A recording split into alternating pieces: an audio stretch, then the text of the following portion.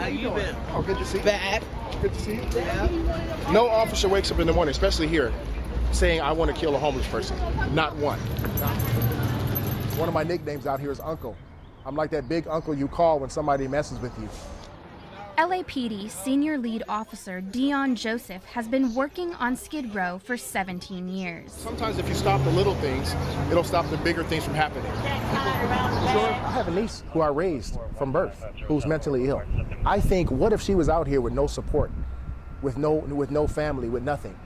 Officer Joseph says the presence of drugs on Skid Row is making things worse.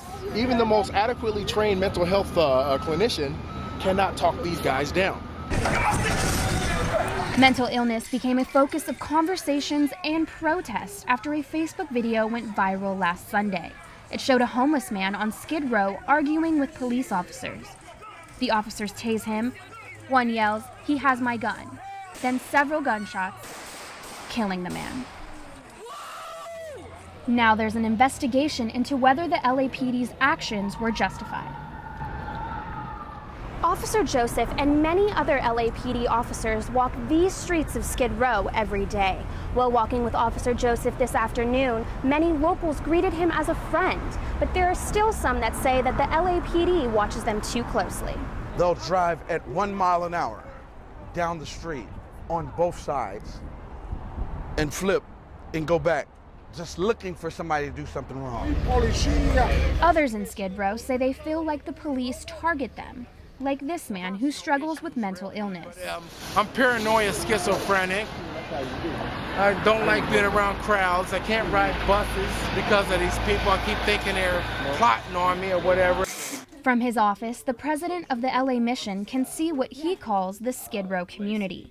He says the community is growing more violent. I believe most of those are triggered from mental health challenges, because we are seeing a greater population with mental health challenges coming here. Smith says the streets need police protection. But sometimes it can be an overkill. It can be an inappropriate intervention to a situation. Irma Castaneda with the Los Angeles Department of Mental Health says officers working Skid Row will call her at any hour of the night. So they'll say to me, I need you to put this person in a hospital, and I need you to follow up to that person gets linked for treatment. Our society has failed them. That's my opinion. Our society's answer to mental illness right now is to close down all the mental health hospitals and kick them out into the street. Officer Joseph says 90% of the time their encounters with the mentally ill on Skid Row are peaceful. He says there are still steps we need to take to help those with mental illness, and the LAPD is currently working on outreach programs. Stassi Olmos, Annenberg TV News.